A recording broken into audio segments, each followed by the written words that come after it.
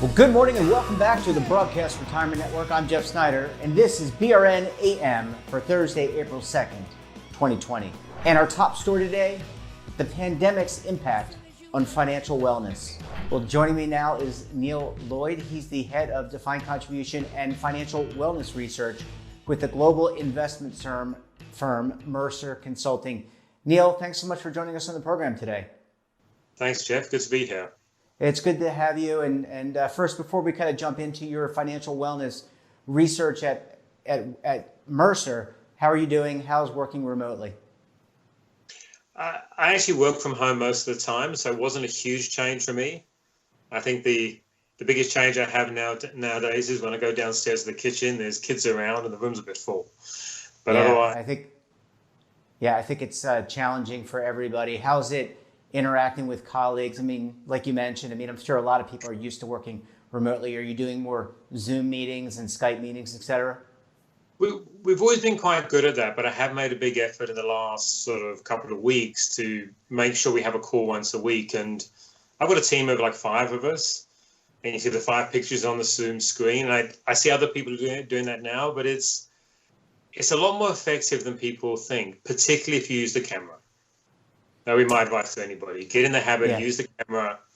It doesn't matter if you're in your sweatpants, no one really minds. Yeah, I'm wearing a pair of jeans. No one can see that. You can't see me from the waist down. So what I wanted to talk to you about, obviously these are very tough times for so many Americans, so many people around the globe. You're in Vancouver, Canada, so you're just north of the border. But I'm imagining it's very, very difficult times for many people, Canadians as well. And on top of that, you basically have the economies of so many countries, over 150 countries, basically shut down. And that puts a lot of challenges financially. And your firm, Mercer, and your particular role, you have been looking at financial wellness in general long before this pandemic. So let's talk about some of your research first, and then maybe we can launch into maybe how the pandemic has shifted your thinking about this. So what can you tell us about your research that you found thus far? Okay, well, maybe I'll start before getting into the research. A couple of thoughts about financial wellness in general. Yeah. It's interesting, like 10 years ago, we all spoke about retirement readiness. Like, were people ready for retirement? That was the clear focus. And that remains very, very important today. But I think there's been a growing realization that for many, many people, there's other issues that are more immediate to them. And you need to deal with some of those before they can even think about things like retirement as well. So retirement can't sit in a vacuum.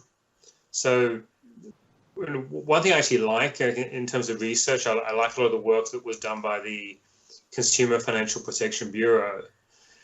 And they have this great definition of financial wellness, where they talk about 4 different sort of aspects. Mm-hmm. The first being the ability to manage day-to-day expenses. The second one being the ability to experience and to get through a financial or some other type of a shock. The third one being the ability to plan for the future, which is really where retirement funding fits in. And the fourth one, and this is the one that I really like, is that just ability or freedom to live your life without being so totally caught up with financial issues. And I think that's where we see ourselves today, is that for many people, yeah, they're worried about retirement, but if you're close to retirement, that's really a pressing issue. But for many people now, they don't have the ability to earn a job. They don't have the ability to make a living. They need money that's going to help them today. And today, it's day-to-day expenses. The financial shock issue we may get to later, but today it's like, how do I buy groceries? How do I, well, you're isolated, so they're not going very far, but it's real basic questions. How do I pay the rent or not pay the rent, which is, I think, a real issue. So it's a great example. I think if you look at the CARES Act, which finally got enacted on Friday, that's what it's about. It's about potentially people getting access to their retirement money. We're retirement people. We don't like that. We don't like people to have access to their money because we want it to be there for retirement. But we have to accept that there has to be some sort of balance now, and that this may be more immediate. And if people can get through this, they can worry about saving for retirement tomorrow. Yeah, I think you're absolutely right here. This pandemic has really reshaped everything globally, but especially for retirement savers and non-retirement savers. I mean, you are trying to survive, literally and figuratively, tough budgets, perhaps layoffs. And your firm, Neil, I mean, you advise so many of the organizations, the corporations, the not-for-profits, the healthcare organizations, governments around not only the US, but around the world in how to prepare retirement benefits and produce the best retirement benefits. Have you started receiving some phone calls from clients and even prospects about your thoughts about how this alters the global human resource world? I'm not actually sure if that many. I mean, I think we've had a lot of conversations with clients. I still think it's in a little bit of a reactionary mode. It's still dealing with this fighting fires now. It's getting to a situation where people can work from home. In fact, we've found that we're dealing with clients is that they haven't had a lot of time to think about these things more strategically. They're hoping that we can tell them what it is they need to do. I mean, we issued a checklist a week or so ago, and we got a really nice response because they're not focusing on it. They're teaching people to work from home. They're dealing with all those sort of complications. So I don't think a lot of people have really thought what the world will be like after this. I mean, how it might change the way we travel, how we have conferences and all those sort of things. So that's still coming as well. But I think that at some point in time, at the moment, it's sort of immediate things. How do we deal with people? How do we, for some companies, how do we avoid letting go of more people? How can we help people that we have? So I think that it's more reactionary than being strategic right now. And certainly we're trying to put a lot of resources there to make it easier for people to get through this. But those conversations are coming. Yeah, absolutely. And you mentioned the CARES Act, and want to get your feedback on that. I think you gave us a little bit about that in terms of, from a retirement point of view, opening up access may not be a good thing in the long run, but again, in the short run, that actually is what matters. That matters to everybody, 99.9% of the people today, but really, that's how people think. So what's your reaction to CARES? No, I think the whole hardship distributions and allowing people access, I sit in lots of industry bodies. We're all very passionate about the retirement industry. Everybody knew straight away this had to happen. It wasn't a question. We have to deal with the immediate issue. We'll come back to the retirement one later. The fact that we allow people that can pay it back, I mean, that's a great thing. I think there are some other things that are bubbling out there as well. I mean, one thing we're certainly hearing feedback on, which is not part of the CARES Act, but we are hearing comments of employers coming forward saying, I don't know, cash flow. Maybe I can't pay my matched contributions, retirement contributions. And we had a situation of the day where a client was talking to us saying, they really want to keep their people as much as possible. And they may have a trade-off. If they suspend matched contributions, maybe they can keep 10 more people for 6 months. And that might be the better answer than paying the matched contributions for everyone else. So I think these are all tough choices people are making. And yeah, we haven't quite seen all the response yet, but we did a survey actually of record keepers and asked them how much they've been approached by companies about suspending contributions. And it's only all the record keepers said yes. I think it's not the majority of companies, but it is a lot of them. And you can guess who the companies are because you can see the ones who've got the empty restaurants, empty hotels or whatever. Yeah. I don't even know they are the ones that have been saying it, but it's very easy to see what the financial impact is. Yeah. Well, Neil, I want to hold you over for a moment. I'm going to go to commercial break. When we come back, more with Neil Lloyd, and we're going to talk more about financial wellness and the implications of this pandemic. So stay tuned right here on BRN AM.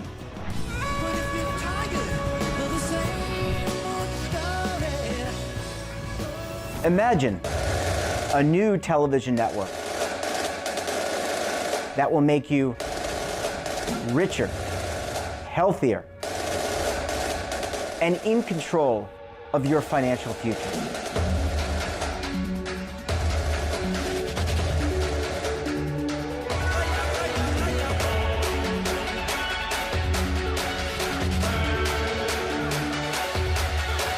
This network is for the policewoman in Nashville, Tennessee, the baker in Dubuque, Iowa, the teacher in Lexington, Kentucky.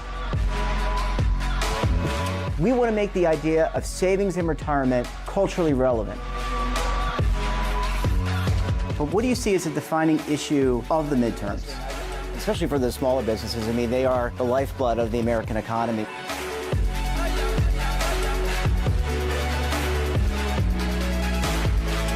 Featuring exclusive interviews, current affairs, and docuseries. 33 years old, you retired early. The philosophy is money only matters if it helps you live a life that you love. But you got to start thinking about retirement as soon as you get in. The Broadcast Retirement Network will drive very high engagement with premium partnerships.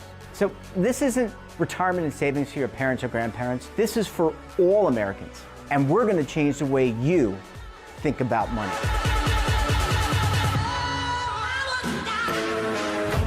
Welcome to the next frontier of retirement and savings.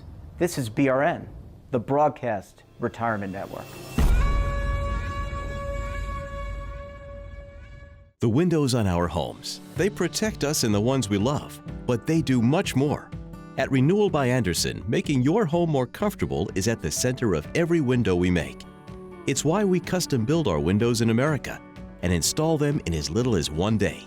It's why we build our frames with exclusive Fibrex composite material that's 2 times stronger than vinyl. It's why our glass helps keep your home warmer in winter, cooler in summer, and quieter all year long. It's why we stand behind every window with a 20-year limited warranty. Why not help lower your energy costs while giving your home and family the best? Call 1-800-835-6525 to schedule a free in-home consultation. Buy one, get one at 40% off with this special offer. Plus, get special financing with no money down, no monthly payments, and no interest for 1 full year. Renewal by Andersen, the better way to a better window. Call 1-800-835-6525 now. Welcome back. We're talking to Neil Lloyd. He's the head of Defined Contribution and Financial Wellness with Mercer Consulting, a global investment consulting firm. Neil, thanks for sticking around this morning. Thanks, Jeff. I appreciate your reaction. You know, it's always good to get people's reaction to the CARES Act, stimulus, and what's happening. But I want to set that aside for a little bit. Let's talk about some of the research that you and the team have been doing at Mercer with respect to financial wellness. So let's dig into that, assuming that all this gets settled out over the next few months and maybe next 12 months or so. Yeah, well, when we started doing more work in the financial wellness area, at the time there was pretty very limited research in terms of surveys of people and that, and we actually did a survey ourselves, saying 3,000 Americans. What's quite nice was at around the same time, the Consumer Financial Protection Bureau came up with something similar. And I mean, they had a bigger sample, but what was quite nice was that the surveys were very, very complimentary in terms of what they came out with saying. So some of the things that we looked at the state of financial wellness, but we also looked at issues about what impacts financial wellness. And so there were I think, 2 big takeaways. There were quite a few takeaways, but 2 big ones for me. One is there's often a comment about financial literacy. Let's improve financial literacy, it'll improve financial wellness. But what we did was in the survey questions, we asked 3 questions they're a typical judge of a person's financial literacy. And we found out the answer to those questions had no correlation to financial wellness. There was no relationship between the 2. But when we dug into it a little bit further, I mean, what we found is that the term we came up with was financial courage. And it's effectively like a term like financial confidence, but it's like confidence to tackle financial issues. And what we found is that people who had a higher degree of financial courage or actually believed they could approach financial issues, they tended to end up with a much higher degree of financial wellness.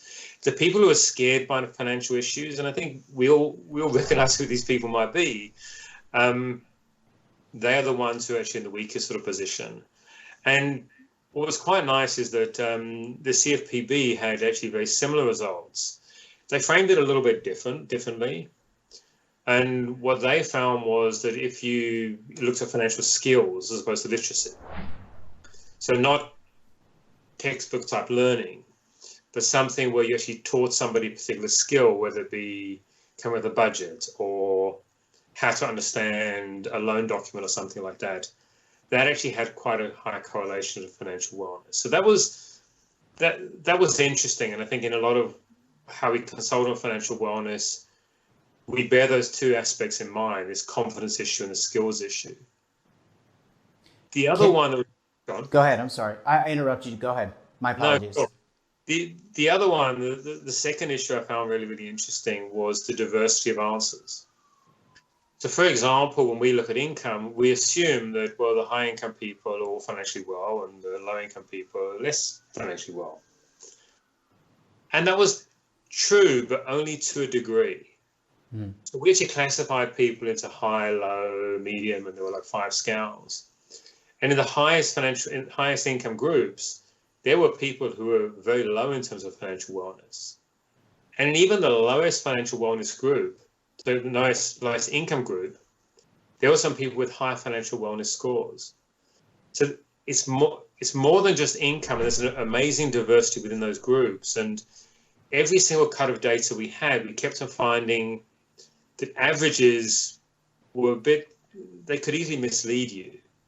And I'll give you an example. There was a stat that came out of our survey that got quoted quite often, which was that people spent 13 hours per month worrying at work. Now, if you actually go and look at the survey, and we did point this out, but it disappears in the marketing or however else it gets distributed. The actual median answer was 5. So the median number was 5 hours a month. The average was 13. And what that really tells you is that there are some people who spend a massive amount of their time worrying at work. And most people, 5 hours is still an issue.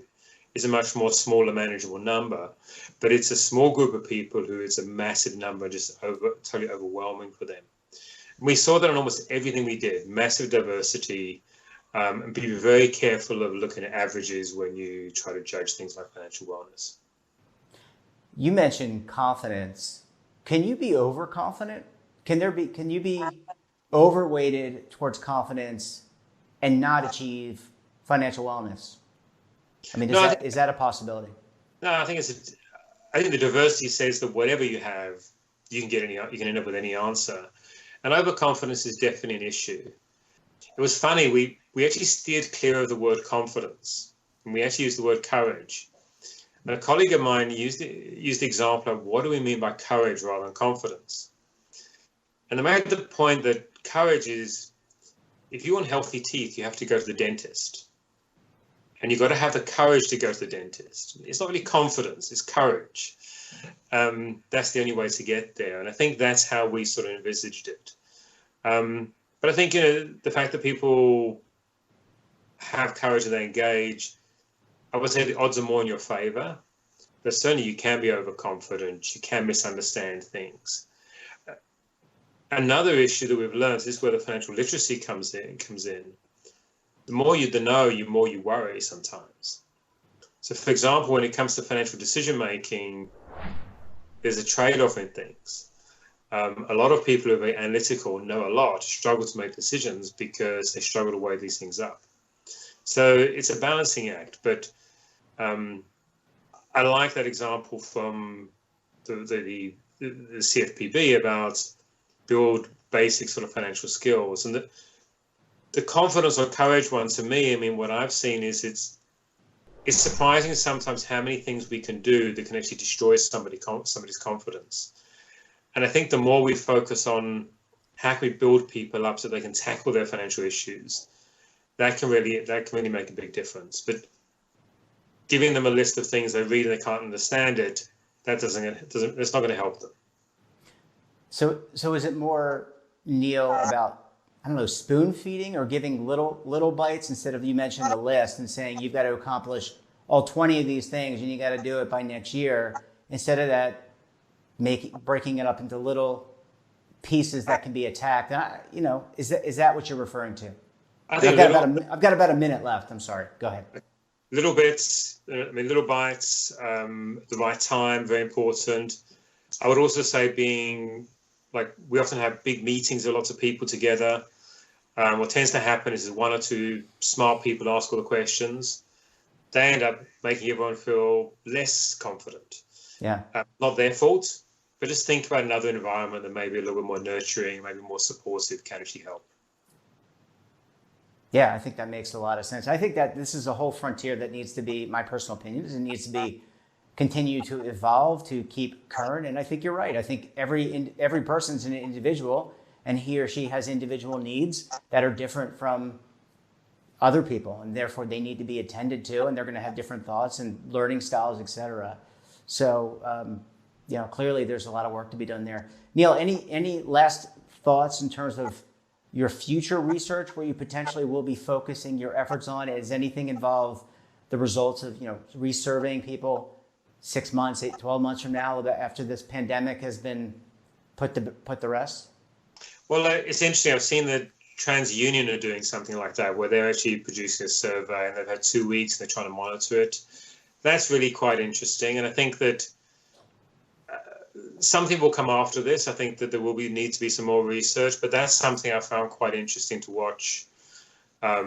It shows averages, but that's fair enough. They're showing an infographic. But I think we have to watch this over time and see how much of an impact it has and how long it lasts as well. Yeah. A lot of unknowns there. Well, Neil Lloyd, always a pleasure chatting with you. Thanks for making some time. Stay safe, and we'll talk to you again very soon. Thanks, Jeff. And that wraps up this episode of BRN AM. Have a financial topic or someone of interest that you think we should talk to? Drop us a line. And don't forget, for all the news in retirement, markets, technology, personal finance, and more, check out today's edition of The Morning Pulse. So until tomorrow, I'm Jeff Snyder. Stay safe, keep on saving, and don't forget, roll with the changes.